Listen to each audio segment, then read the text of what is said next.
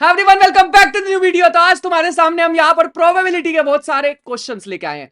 बहुत मजेदार क्वेश्चन है। मतलब ये क्वेश्चंस मैं तो ऐसा होता था जब मैं अपनी प्रिपरेशन कर रहा था यार, ऐसे क्वेश्चन कोई कराए। तो आज फाइनली तुम्हारे सामने लेके आए, मजा आएगा। बस वीडियो को पॉज करके एक बार ट्राई कर लेना। एक बार मैं ओवरव्यू दे देता हूं, मैंने लास्ट लेक्चर में क्या कराया था। मैंने तुम्हें रैंडम एक्सपेरिमेंट के बारे में बताया था कि अगर कोई भी हम एक्सपेरिमेंट परफॉर्म कर रहे हैं जिसकी आउटकम्स यूनिक नहीं है, हमें नहीं पता कि क्या आउटकम आने वाले, कुछ भी आ सकती है, रैंडमली कुछ भी आ सकती है। कॉइन को टॉस करोगे हेड टेल कुछ भी आ सकता है, रैंडम एक्सपेरिमेंट बोलते हैं उसे, ठीक है। उसके बाद ट्रायल हमारे पास क्या होता है, जो भी ट्रायल या इवेंट हमारे पास क्या होता है, एक सबसेट होता है हमारे पास पूरे के पूरे सैंपल स्पेस का। ऐसे समझ सकते हैं कि सैंपल स्पेस हमारे पास क्या होता है, ऑल पॉसिबल आउटकम्स। आउटकम हमारे पास क्या होता है, जो रिजल्ट आने वाला है हमारे पास, मतलब जो भी हम एक्सपेरिमेंट परफॉर्म करेंगे उसके जितने भी एलिमेंट्स है वो हमारे पास आउटकम्स होने वाले हैं, ठीक है। उन आउटकम उन पॉसिबल आउटकम्स को इकट्ठा कर दोगे तो एक सैंपल स्पेस बन जाएगा। उस सैंपल स्पेस का छोटा सा सबसेट इवेंट होता है। फिर हमने एग्जॉस्टिव पढ़े थे, सारे के सारे इवेंट्स को मिला दोगे एग्जॉस्टिव इवेंट। और म्यूचुअली एक्सक्लूसिव का मतलब होता है कि ऐसा, इसको डिसजॉइंट भी बोलते हैं। डिसजॉइंट मतलब अगर एक आउटकम आ गई तो दूसरी नहीं आ सकती, इतना कहने का है। सेम टाइम दो आउटकम्स तुम्हें देखने को नहीं मिलेंगी, हेड या टेल, उसे डिसजॉइंट बोलते हैं। उसके बाद मैंने इंडिपेंडेंट बताया था। इंडिपेंडेंट का मतलब होता है एक का दूसरे पे इफेक्ट नहीं होगा। अगर मान लो 100 नंबर पे 100 तक head head head head head आता गया है, तो 101 पे हेड आएगा या टेल आएगा पता नहीं भाई, इंडिपेंडेंट है वो बिल्कुल आपस में। ये मतलब है इसका, सिंपल सा। और इक्वली लाइकली का मतलब होता है if probability of all the events are same. मतलब हेड आने की प्रोबेबिलिटी 1/2 और टेल आने की probability 1/2, then it is equally likely. मैंने यहां पर एक शॉर्ट सी समरी दे दी है तुम्हें। मैं मेन आना चाहूंगा मुद्दे की बात पे, अपने क्वेश्चंस पे, ठीक है। क्वेश्चंस हमारे पास, क्योंकि मैंने लास्ट लेक्चर में बहुत सारी बात ऑलरेडी कर लिया ना, इसीलिए मैंने जस्ट एक ओवरव्यू टाइप ही दिया तुम्हें, ठीक है। हमारे पास यहां पे क्वेश्चन कुछ ऐसा है, die is rolled in such a manner that for n equal to 1 to 6 the probability of face marked n landing on the top when the die is rolled proportional to n। मतलब क्या है, simple भाषा में कहने का मतलब है probability of getting nth number, 6 number possible है बट nth नंबर की प्रोपोर्शनल है उस नंबर के ही। आज तक हमने ऐसा नहीं देखा होगा, है ना, सिंपल सिंपल वाली चीजें करी होंगी। मतलब अगर हम प्रोबेबिलिटी ऑफ कोई भी नंबर निकालें वो k टाइम्स n आएगी। लेकिन एक सेकेंड, 1 सेकेंड, हमने आज तक ये पढ़ा था कि sum of all the total probability हमारे पास कितनी होती है, 1 होती है। हमने मेजर स्पेस वगैरह की बात की थी, है ना। हम वो वाले स्पेस उठाते हैं जिसमें टोटल मेजर 1 आए, बताई थी ये बात जब मैं डेप्थ में गया था प्रोबेबिलिटी की, ठीक है।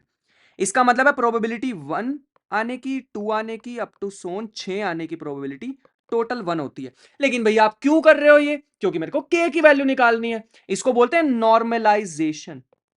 नॉर्मलाइजेशन अगर आगे जाके कभी जिंदगी में तुमने क्वांटम मैकेनिक्स पढ़नी हुई, वहां पे ये काम आएगा, क्योंकि टोटल प्रोबेबिलिटी 1 है तो हमें यहां पे नॉर्मलाइजेबल कांस्टेंट लाना होगा, ऐसा नंबर जो कि एंश्योर करा दे कि टोटल प्रोबेबिलिटी 1 है। कहने का तात्पर्य कुछ ऐसा है कि k into 1, k into 2, up to so k into 6, ठीक है। 1 से लेके 6 तक को प्लस कर लो तो 6 5 11, 11 और 4 15, 15 और 3 18, 18 और 3 21, मेरे ख्याल से 21 आएगा।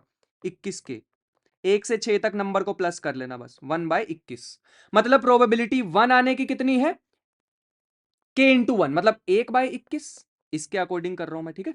प्रोबेबिलिटी 2 आने की कितनी है, 2/21। प्रोबेबिलिटी 3 आने की कितनी है, 3/21। अगर सोचो हमारे पास k की वैल्यू ही ना होती तो टोटल प्रोबेबिलिटी 1 कैसे लाता मैं। इसीलिए टोटल प्रोबेबिलिटी इज 1 का यूज करके पहले मैंने k ही निकाला है। अप टू सोन आ जाएगा, खत्म। लेकिन पूछा क्या था क्वेश्चन में, क्वेश्चन में अब आगे पढ़ते हैं।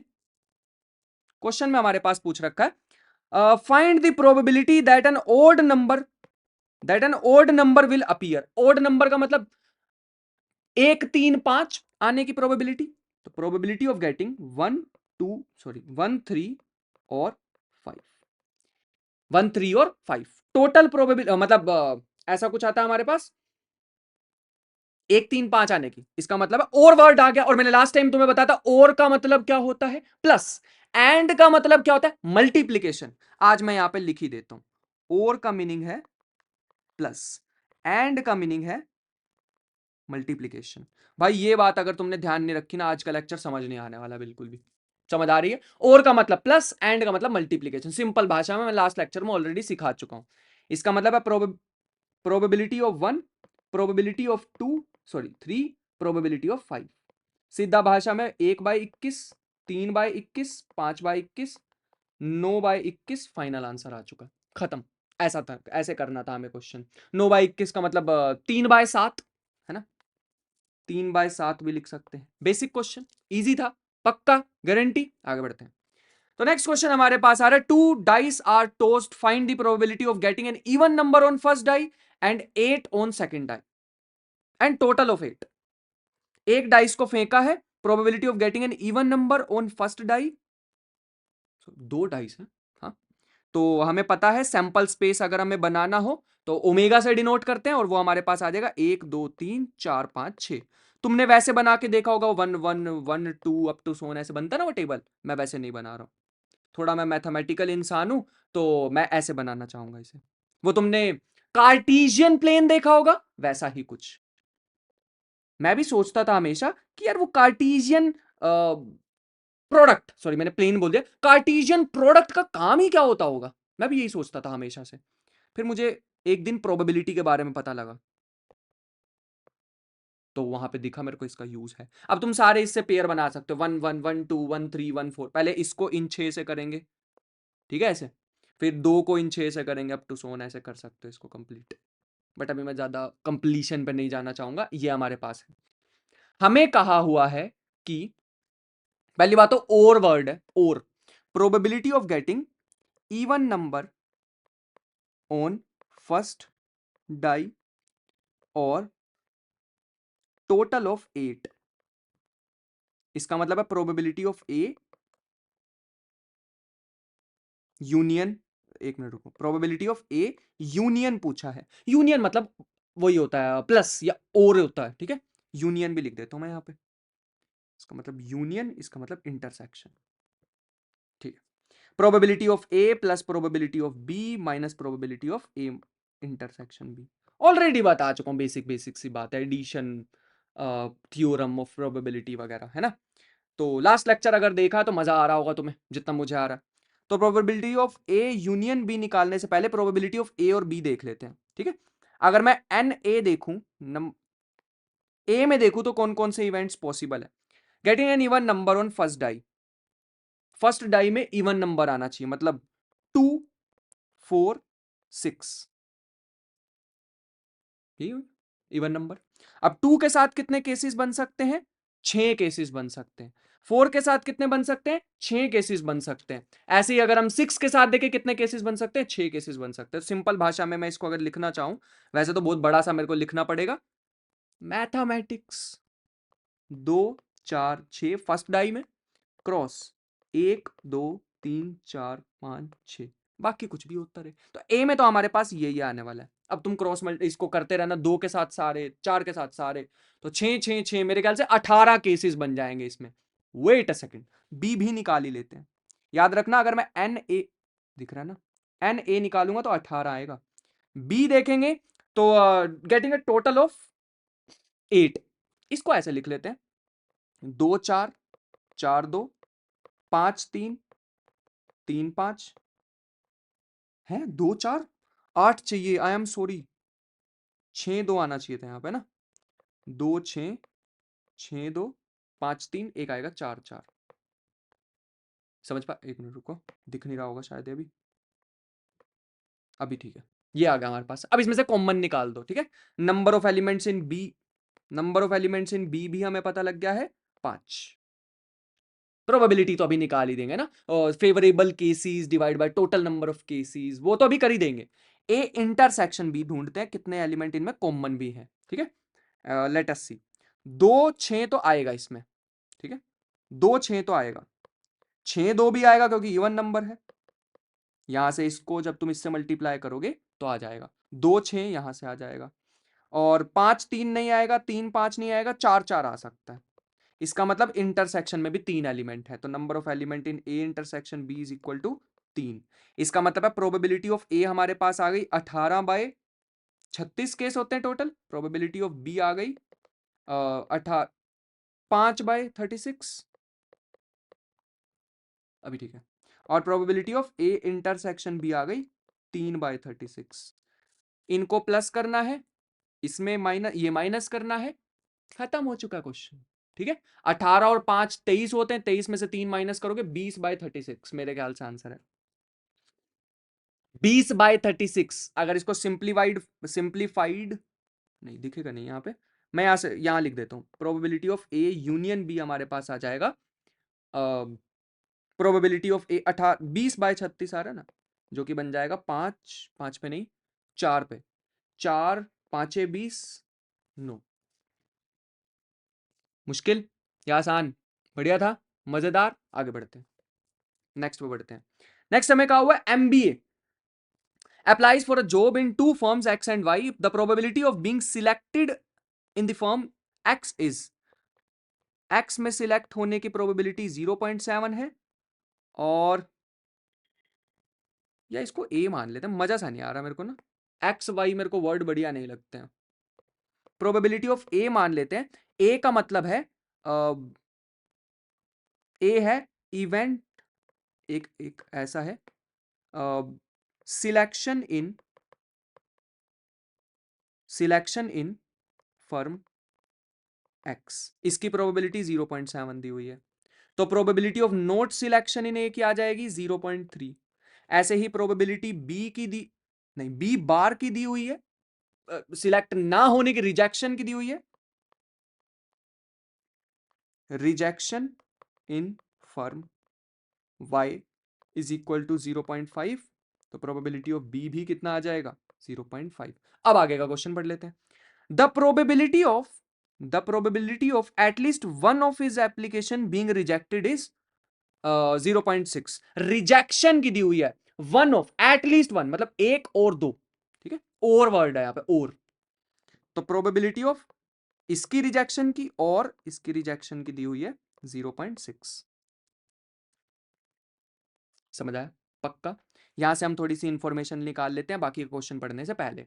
हमें पता है probability of A bar union B bar को लिख सकते हैं, probability A intersection B whole bar is equal to 0.6।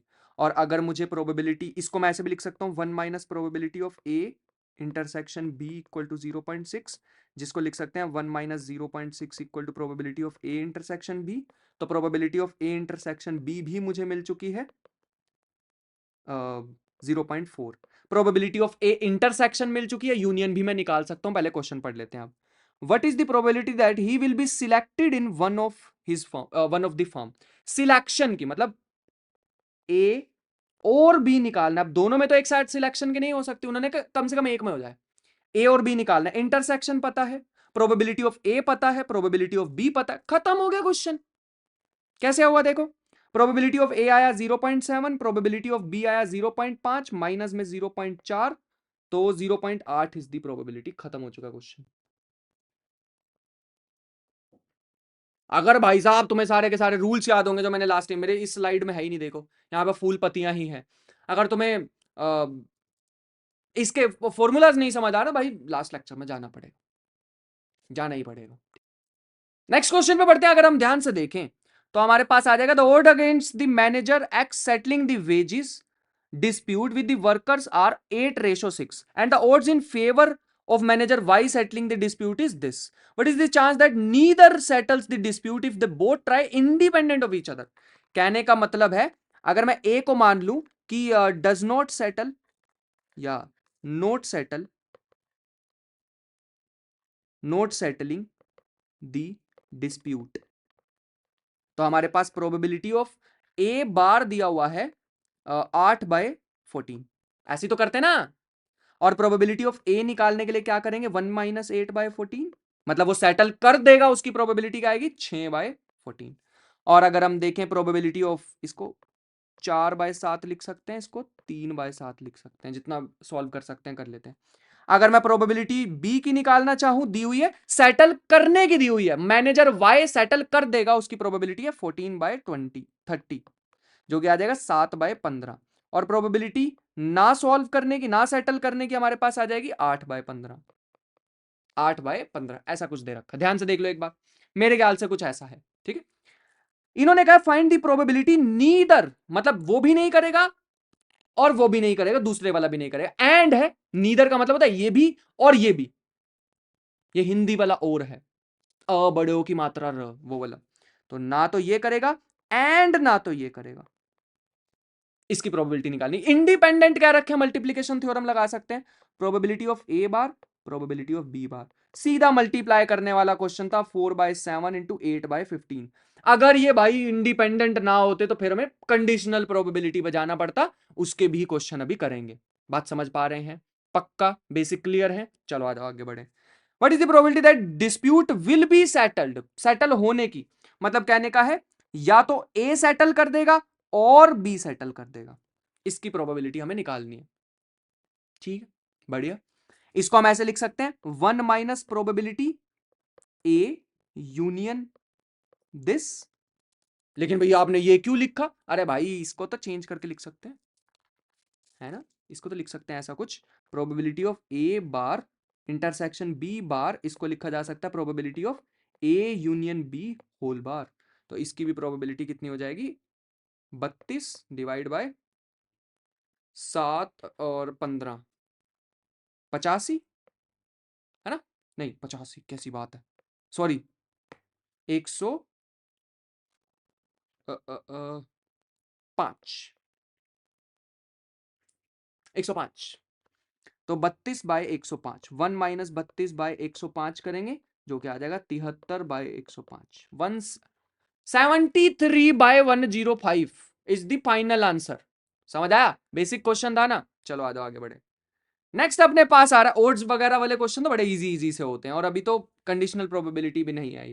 Next question में बढ़ते हैं, अगर हम ध्यान से देखें, one shot is fired from each of the 3 guns E1 E2 and E3 denote the event that the target hit by first second and third, 3 बंदूकें लेके आए हैं, 3 में से टारगेट हिट करने के इवेंट को E1 E2 E3 बोल रखा है, प्रोबेबिलिटी भी तीनों की दे रखी है, एक बार दोबारा से लिख लेते हैं थोड़ा जूम करके, 0.5, 0.6, 0.8 ऐसा कुछ दे रखा है। These are independent, main word को उठा लेते हैं, हमारे काम का यही वर्ड था, हमें मिल चुका है कि तीनों इंडिपेंडेंट है, प्रोडक्ट रूल लगाएंगे, अलग अलग कर देंगे बिना कुछ सोचे समझे, ठीक है, वरना हमें वो टोटल प्रोबेबिलिटी वगैरह वगैरह कंडीशनल प्रोबेबिलिटी में जाना पड़ता। Find the probability that exactly 1 hit is registered, एक ही होना चाहिए, या तो वो पहला करेगा बाकी दो नहीं करेंगे, दूसरा करेगा बाकी दो नहीं करेंगे, तीसरा करेगा बाकी दो नहीं करेंगे, मतलब इसमें 3 चीजें पॉसिबल है, E1 कर देगा बाकी दोनों नहीं करेंगे, E2 कर देगा, सॉरी E1 नहीं करेगा, E2 कर देगा, एंड आएगा, इसमें ध्यान रखना, एंड आएगा, एंड एग्जैक्टली 1 चाहिए, और तीसरा हमारे पास पॉसिबिलिटी हो सकती है E1 bar E2 bar but E3 कर देगा, ठीक है, और हमें प्रोबेबिलिटी निकालनी है टोटल, तो कुछ ऐसे लिख लेते हैं, probability that exactly 1 hit is equal to probability of this और प्रोबेबिलिटी ऑफ दिस, मैं यहाँ पे एक बार को ऐसे लिख देता हूँ, और है इसका मतलब, और इंडिपेंडेंट है याद रखना, ठीक है, इसीलिए मैं इसको अलग अलग करके लिख दूंगा, और का मतलब प्लस होता है, और दिस, इन तीनों में से कोई भी एक हो जाए हमारा काम चल जाएगा। अब इंटरसेक्शन का मतलब एंड होता है, इसका मतलब probability of E1 multiply E2, क्योंकि एंड का मतलब multiplication, plus probability of E1 bar probability of E2 probability of E3 bar, plus probability of E1 bar probability of E2 bar probability of E3। खत्म हो चुका question भाई, ऊपर से value उठा लो, प्रोबेबिलिटी ऑफ E1 बार हमारे पास आ जाएगा 0.5, प्रोबेबिलिटी ऑफ E2 बार हमारे पास आ जाएगा 0.4, और प्रोबेबिलिटी ऑफ E3 बार हमारे पास आ जाएगा 0.2। खत्म हो चुका, वैल्यू पुट कर दो, आंसर आ जाएगा, मैं आंसर बता देता हूं, एक बार चेक कर लेना। कैसे बता देता हूं, करना ही पड़ेगा, प्रोबेबिलिटी ऑफ 0.5 प्रोबेबिलिटी, अरे कर लोगे क्या इसको सॉल्व, क्वेश्चन लगाने, क्वेश्चन को सॉल्व करने में थोड़ा सा ध्यान दे लेते हैं हम, ठीक है, इसका आंसर मेरे को बता देना, आंसर इज पेंडिंग, ठीक है, तुम लोगों को मुझे बताना है सही है या नहीं, मतलब क्या आंसर है, ठीक है, बढ़िया। ऐप पे अगर देख रहे हो तो ऐप पे बता देना, अगर यूट्यूब पे देख रहे हो तो कमेंट बॉक्स में पटका देना अपना आंसर, ठीक है। बढ़िया। Exactly at least 2 hit are registered, कम से कम 2 तो होने ही चाहिए, 3 हो सकते हैं, एट लीस्ट बोल रहा है क्योंकि इस बार इसने। तो आगे चलते हैं, एक पेज ले लेते हैं उधार। Exactly sorry eight least 2 hits, तो इसका मतलब है हम कुछ ऐसे लिख सकते हैं, प्रोबेबिलिटी E1 E2 E3 नहीं कर रहा हिट, प्लस और, या तो ये केस हो जाए और E1 E2 E3 E2 नहीं कर रहा, मान लेते हैं E1 और E3 ने हिट कर दिया, प्रोबेबिलिटी ऑफ E1 नहीं कर रहा, E2 ने कर दिया, E3 ने कर दिया, हमें 2 ही तो चाहिए थे, 3 भी हो सकते हैं, एटलीस्ट का है क्योंकि कम से कम 2 होने चाहिए, तो E1 E2 E3 तीनों ने हिट कर दिया, इसका मतलब ये हो जाएगा probability of E1 probability of E2 probability of E3 bar, independent है तो मैं अलग अलग करके लिख सकता हूं, plus probability of E1 probability of E2 probability of E3 plus probability of E1 bar probability of E2 probability of E3। इसका आंसर सेकंड पार्ट का मेरे पास आंसर है अभी के लिए, probability of E1 probability of E2 probability of E3। इसका answer तुम्हारा solve करके आना चाहिए 0.70, ये तुम्हारा काम है सॉल्व करना, हो जाएगा, बेसिक सा था, ठीक है, तो बचपन में भी किया होगा तुमने 5वीं क्लास में। चलो आ जाओ। A box contains 6 red, 4 white and 5 black balls. A person draws 4 balls from the box at random. Find the probability that among the balls drawn there is at least one ball of each color.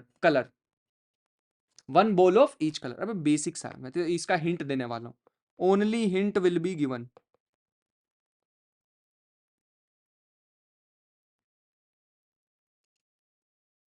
अगर अंग्रेजी ऊपर नीचे हो गई हो तो only hint लिख देते हैं, ठीक है। एक कलर ही होना चाहिए, 6 रेड है, 4 वाइट है, 5 ब्लैक बॉल्स हैं। कितनी बॉल्स निकाली हैं?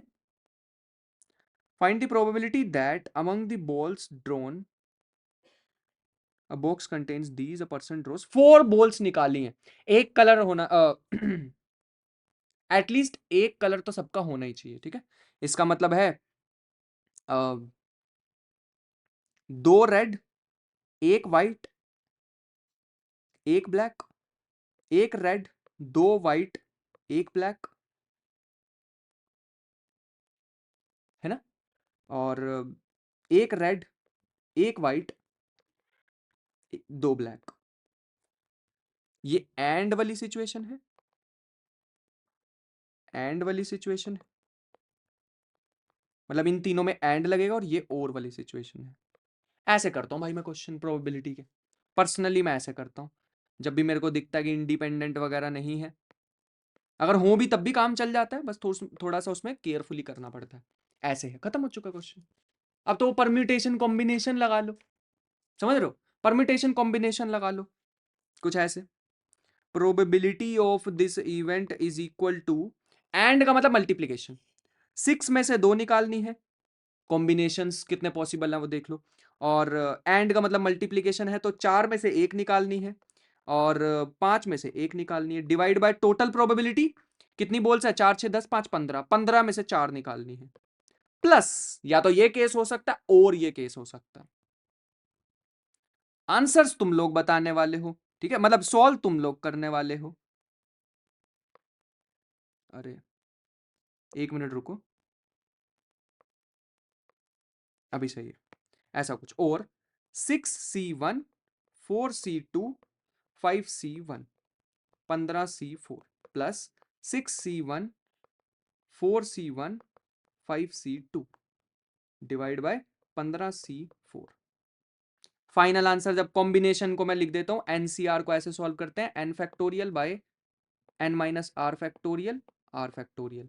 n फैक्टोरियल का मतलब होता है n n minus 1 up to so 3 2 1, ठीक है। इनको सॉल्व करना तुम्हारा कर्तव्य है, और कर्तव्य पूरा करके जो फाइनल आंसर आना चाहिए, एक बार मेरे को बता देना कि तुम्हारा आंसर आया या नहीं, ठीक है।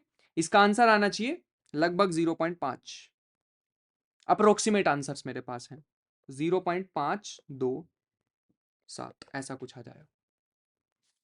बात समझ आ रही है? एफएमएस के क्वेश्चन है, जाकर ढूंढ भी सकते हो भाई, उसमें मिल जाएंगे तुम्हें। अभी सॉल्व करा रहे हैं, फिर अनसॉल्व कराएंगे, कोई ऐसा। सबसे बेस्ट बुक है, सीधा सीधा लैंग्वेज में, बस एफएमएस से करा रहे हैं क्वेश्चंस। बाकी की प्रैक्टिस वहां से खुद भी कर लेना, जितने रह जाएंगे जो मेन मेन मेरे को लगे मुद्दे वाले, वो मैंने उठा लिए। नेक्स्ट क्वेश्चन पे आते हैं।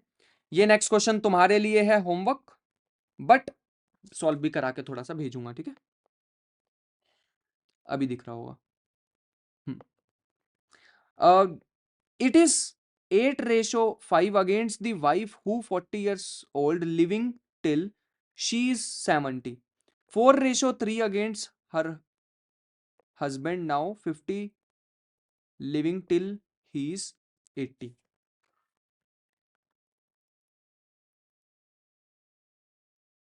ठीक है, बढ़िया। लिविंग टिल हिज 80 ऐसा कुछ दे रखा है। इसका मतलब है अगर मैं ए मान लू, wife will be alive,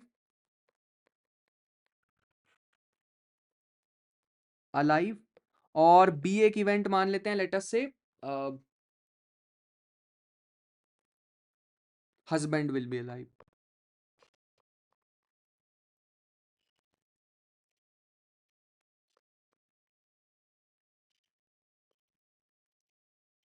probability तो नहीं दे रखी, रेशो में दे रखी, लेकिन हम निकाल सकते हैं ना।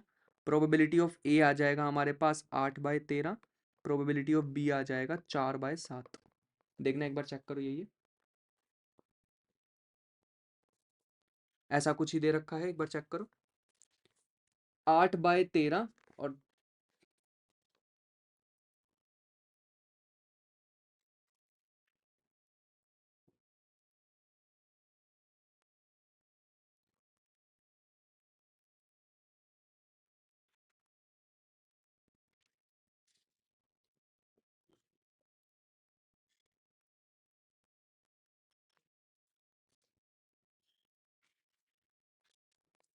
प्रोबेबिलिटी अगर हम ए की निकालेंगे, अलाइव होने की प्रोबेबिलिटी कितनी आ जाएगी? 5/13, और प्रोबेबिलिटी बी, हस्बैंड के अलाइव होने की प्रोबेबिलिटी आ जाएगी 3/7। ठीक है, अब मैं थोड़ा थोड़ा हिंट दे के जाना चाहूंगा। Both will be alive, this and this, तो probability of A intersection B. ठीक है, दोनों में कुछ खास लेना देना तो लग नहीं रहा, इसका मतलब probability of A into probability of B. Second वाला पार्ट खुद से सोचो, none will be alive, this and this, one में से माइनस कर देना। ये मैंने कुछ गलती की है यहाँ पे, दिस एंड दिस, इसको ऐसे लिखना चाहिए था मुझे, दिस एंड दिस। अभी ठीक है, अभी सही है। Probability of A bar, probability of B bar, अभी थोड़ा सही है। ठीक है, थोड़ा सा एरर कर दिया था हमने। थर्ड पार्ट में अगर हम आए तो only wife will be alive, A wife will be alive and B this. ठीक है, A probability of A, probability of B bar, value तो तुम पुट कर ही लोगे, है ना? हाँ। फोर्थ पार्ट अगर हम देखें, only husband will be alive, probability of A intersection this, probability of A bar, probability of B. Fifth part पे अगर हम चलें, only one will be alive, मतलब या तो ये केस हो सकता है,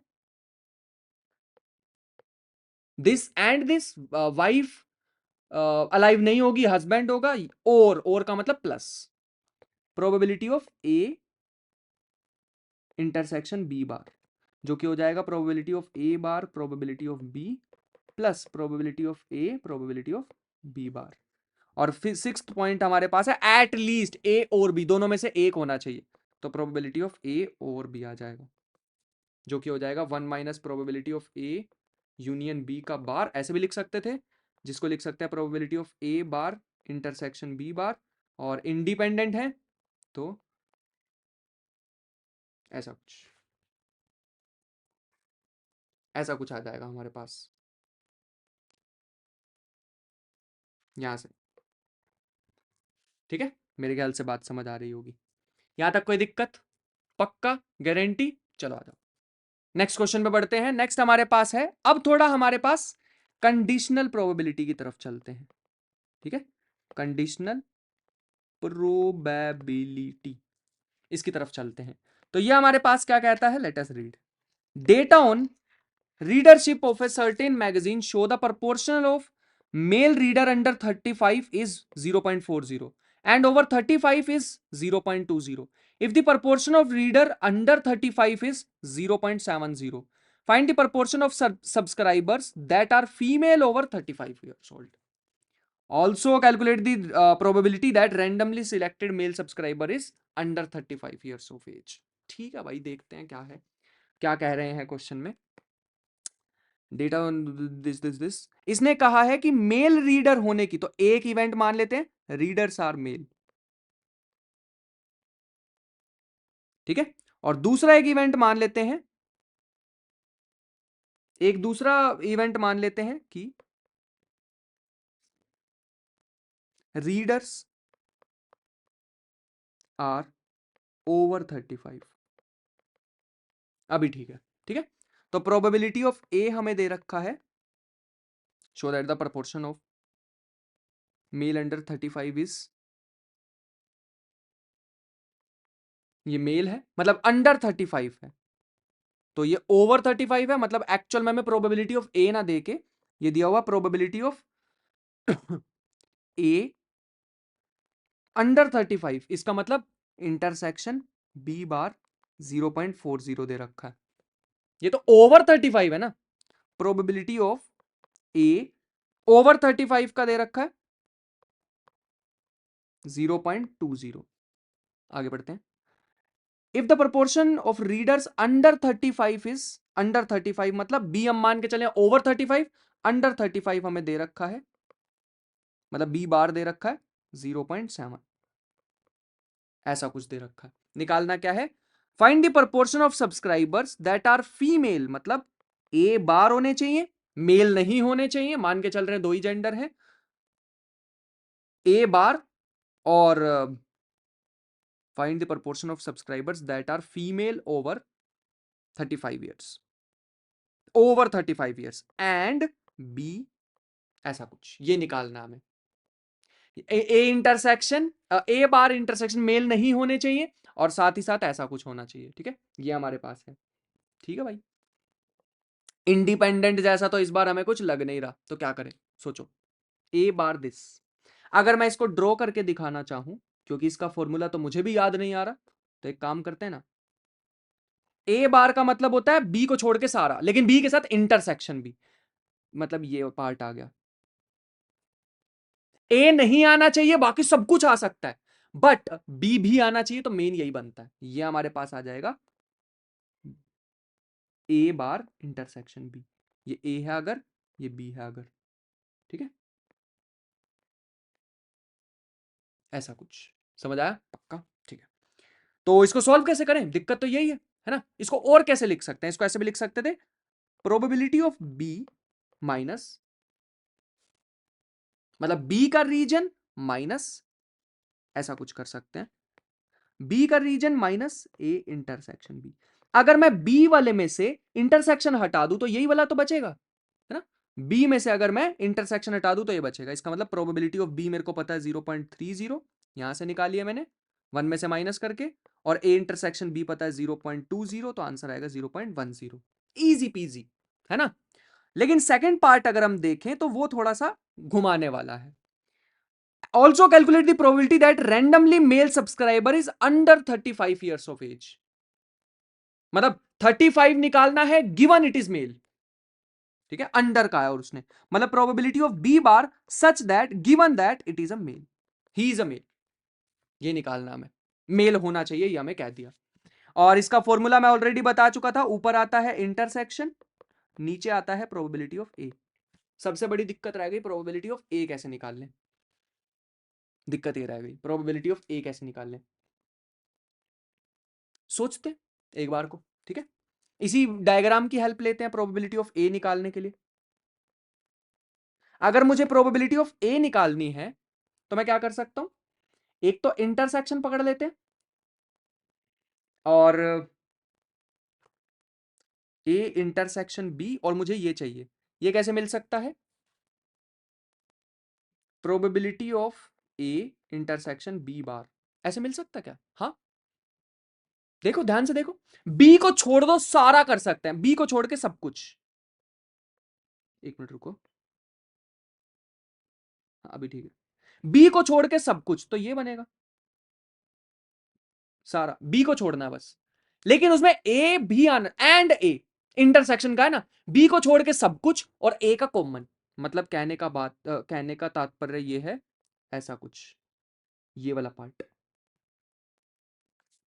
और ए इंटरसेक्शन बी तो हमने ऑलरेडी कंसीडर कर लिया, मतलब ये टोटल मिलके क्या बन गया, प्रोबेबिलिटी ऑफ ए। तो खुद बनाने पड़ते हैं भाई इसके अंदर क्वेश्चन, मतलब फॉर्मूलाज वेन डायग्राम से, ठीक है। तो ये हमारे पास आ जाएगा, ये क्या चीज है, प्रोबेबिलिटी ऑफ ए। तो यहां पे मैं लिख सकता हूं probability of B bar intersection A, B bar intersection A कैसे लिखें, ये रहा, दिया ही हुआ क्वेश्चन में 0.40, और नीचे मैं लिख सकता हूं probability of A intersection B, जो कि दिया हुआ 0.20, प्लस में ए इंटरसेक्शन बी बार 0.40, तो 0.4 डिवाइड बाय 0.6, तो 2/3 इज द फाइनल आंसर। समझ आया भाई? अबे भाई ये होने ही वेन डायग्राम से, होने ही वेन डायग्राम से, समझ पा रहे हो, होने इससे थे, इजी। चलो आगे बढ़े।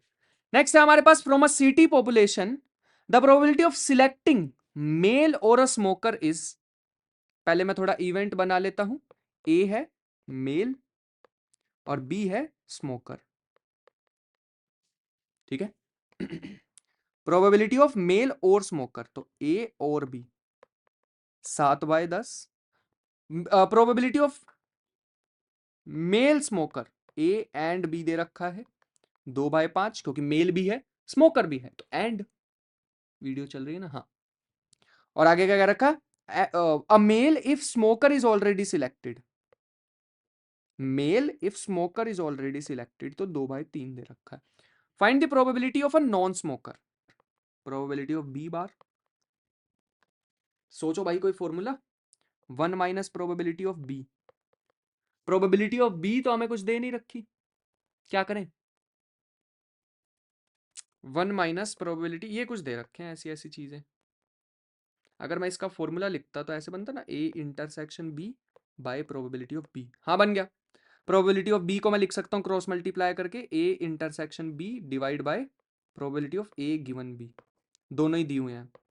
1 minus probability of A intersection B 2/5, और नीचे 2/3, 2 से 2 गया, 3/5 आ जाएगा, जो कि हो जाएगा 2/3। एक मिनट, कुछ गलती की, 3/5 आएगा,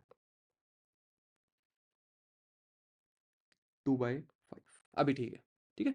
फर्स्ट पार्ट तो ये था, सेकंड पार्ट पे चलते हैं। सेकंड पार्ट में हमें क्या रखा है, अ मेल, मेल की मतलब ए निकालना है, सोचते हैं वही वाला फॉर्मूला लगा लें क्या, प्रोबेबिलिटी ऑफ, पीछे अभी किया तो था, प्रोबेबिलिटी ऑफ ए निकालने का, ऐसा इस बार हमें इंटरसेक्शन नहीं दे रखा, लेकिन सोचते हैं प्रोबेबिलिटी ऑफ ए निकालना है, इंटरसेक्शन दे रखा, यूनियन दे रखा, प्रोबेबिलिटी ऑफ बी हमने ऑलरेडी निकाल लिया, ठीक है, निकल जाएगा। एडिशन थ्योरम, एडिशन थ्योरम क्या होती है, probability of A union B is equal to probability of A plus probability of B minus probability of A intersection B, वहीं से ही कर रहा हूं, तो प्लस में probability of A intersection B minus probability of B, जो कि हो जाएगा probability of A union B 7/10, 2/5 minus में प्रोबेबिलिटी ऑफ बी यहां से आई थी, जो कि कितनी थी, 3/5, सॉल्व कर लेना, और ये बन जाएगा 7/10 माइनस 1/5, तो 6/10, नहीं 5/10, 1/2, मेरे ख्याल से आ रहा है 1/2, ठीक है। थर्ड पार्ट पे चलते हैं, a smoker if male is already selected, a smoker if male is already selected, ये तो दिया नहीं हुआ था क्वेश्चन में, ए गिवन बी दिया हुआ, बी गिवन ए निकालना है, तो लेट अस सी कैसे निकालें। इसका हमारे पास फॉर्मूला हो जाएगा probability of A intersection B divide by probability of A, A intersection B already question में ही दिया हुआ है 2/5, प्रोबेबिलिटी ऑफ ए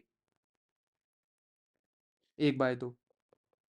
तो ये रेसिप्रोकल वगैरह करेंगे तो 4/5। मेरे ख्याल से यार बेसिक था।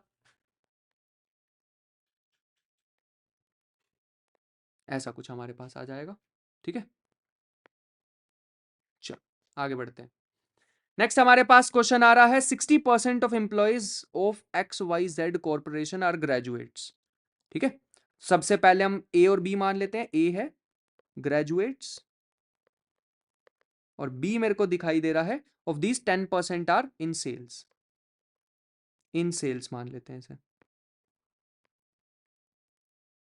ऐसा कुछ। ठीक है, तो प्रोबेबिलिटी ऑफ ए हमें दे रखा है 60%, मतलब 6/10।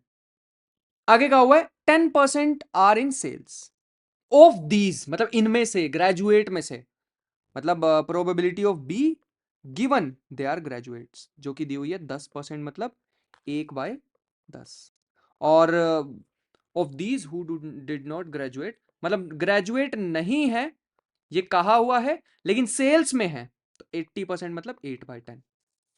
ग्रेजुएट नहीं है लेकिन सेल्स में है। प्रोबेबिलिटी निकालनी है if an employee is selected at random is in sales, sale में होना चाहिए, तो प्रोबेबिलिटी ऑफ बी। अब चाहे वो ग्रेजुएट हो चाहे ना हो, इसका मतलब है प्रोबेबिलिटी ऑफ ए, मतलब ग्रेजुएट है, इंटरसेक्शन बी, और मतलब plus probability of A bar intersection B. चाहे ग्रेजुएट हो चाहे ना हो, हमें कोई लेना देना नहीं है। ठीक है, probability of A intersection B को हम लिख सकते हैं प्रोबेबिलिटी ऑफ, इंटरसेक्शन को कैसे लिख सकते हैं, प्रोबेबिलिटी ऑफ ए जो कि दी हुई है, वही मैं फॉर्मूला लगा रहा हूं कंडीशनल का, प्रोबेबिलिटी ऑफ बी गिवन है, ऐसा लिख सकते हैं। प्लस प्रोबेबिलिटी ऑफ दिस कैसे लिख सकते हैं, probability of A bar, probability of B given A bar. नहीं समझ आ रहा तो मैं यहां से लिख देता हूं अलग से। Probability of B given A bar आ जाएगा probability of A bar intersection B divide by जो नीचे लिखा होता है। दिख रहा होगा अब। ठीक है, चलो ये हमारे पास, बस अब तो वैल्यू डालनी है ऊपर से। प्रोबेबिलिटी ऑफ 6/10, 1/10 प्लस 4/10, ए बार की 1 में से माइनस कर लेना, और ये 8/10। खत्म हो चुका क्वेश्चन। ठीक है, 32 और 6 38/100 कर लेना इसे, फ्रैक्शन को solve. An employee selected at random is neither in sales nor a graduate, मतलब ए बार इंटरसेक्शन बी बार, ऐसा कुछ करना है। ठीक है, जिसको हम लिख सकते हैं 1 - 1 मिनट, इसको मैं ऐसे भी लिख सकता हूँ, probability of A union B whole intersection, जिसको मैं लिख सकता हूँ 1 minus probability of A union B. Union को सोचो अब कैसे लिख सकते हैं, मेरे को प्रोबेबिलिटी ऑफ ए भी पता है, बी भी पता है, इसका मतलब मैं इसे, दिख जाएगा ना, हाँ, मैं इसे ऐसे लिख सकता हूँ, probability of A, probability of B, probability of A intersection B. सब कुछ दिया हुआ है। इंटरसेक्शन कैसे निकाल सकते हैं, यहां से निकाल सकते हैं इंटरसेक्शन, खुद से करना बाकी का complete. Done. Probability of A intersection तो यहां से निकाल सकते हो ना, probability of A into probability of B given A. समझ आया, मैं यहाँ पे थोड़ा सा हिंट डाल ही देता हूँ, यहां से इसकी वैल्यू उठा लेना। चलो नेक्स्ट क्वेश्चन हमारे पास आ रहा है, certain drug manufactured by a company is tested chemically for its toxic nature. ठीक है, तो ए और बी दो इवेंट बनाने पड़ेंगे, तो हमारे पास है let the event drug is toxic, इसको ई कहा हुआ इस बार मानने के लिए, ई ड्रग इज टॉक्सिक, और एक एफ इवेंट दिया हुआ है chemical test reveals, chemical test reveals it is toxic, मतलब टॉक्सिक किसने बताया, केमिकल टेस्ट ने, असली में है या नहीं पता नहीं। ठीक है, और ई क्या है, वो असली में टॉक्सिक है। चल आ जाओ, तो क्वेश्चन पे चलते हैं। हमें कहा हुआ है कि प्रोबेबिलिटी ऑफ ई दी हुई है theta, probability of F given E दिया हुआ है, और probability of F given E bar, ऐसा कुछ दिया हुआ है, 1 - theta, then show that the probability of probability that drug is not toxic, इसको ऐसे लिख सकते हैं, probability of E given E bar given F,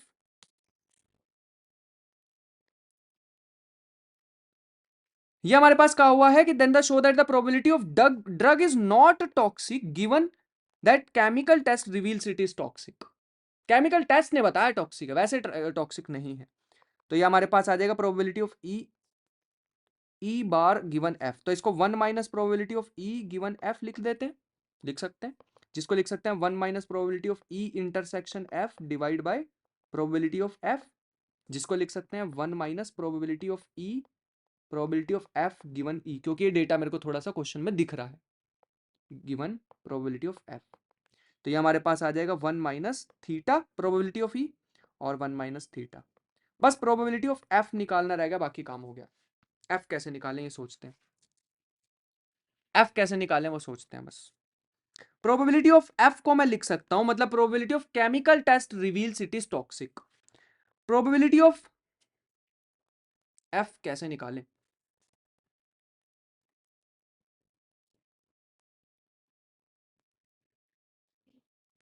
क्या हम इसे पीछे से देख सकते हैं कहीं से, ऐसा कुछ लिख सकते हैं क्या? Probability of A intersection B, intersection में इसलिए बार बार इन्वॉल्व करता हूं क्योंकि कंडीशनल प्रोबेबिलिटी में काफी इजी कर देते हैं ये प्रोबेबिलिटी, मतलब कंडीशनल प्रोबेबिलिटी जब भी यूज होती है हमारे पास ऐसे ऐसे फॉर्मूला अवेलेबल होते हैं इंटरसेक्शन के लिए, इसलिए तो मैं इसको लिख सकता हूं probability of E intersection F plus probability of E bar. कहने का साधारण सा मतलब क्या है, केमिकल टेस्ट रिवील कर रहा है कि वो टॉक्सिक है। अब दो केस हो सकते हैं, केमिकल टेस्ट रिवील कर रहा है टॉक्सिक है, मैंने दोनों केस ले लिए, चाहे वो टॉक्सिक है चाहे वो टॉक्सिक नहीं है, यही तो दो केस बनेंगे भाई लोग, चाहे तो सोच के देख लो। प्रोबेबिलिटी ऑफ ई इंटर, ये दो हैं, मुझे ये निकालना है एफ निकालना, तो एक तो मैंने इंटरसेक्शन इंक्लूड कर लिया दोनों का, और फिर ये इंक्लूड कर लिया,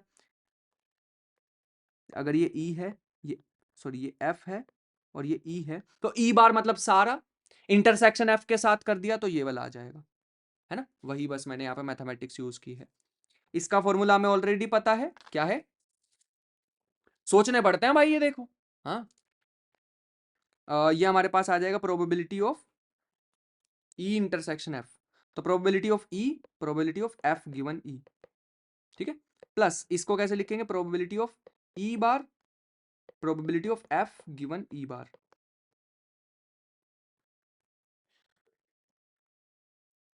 मजा सा नहीं आया ना, कोई बात नहीं, अभी आएगा, आगे चलते हैं एक पेज पे।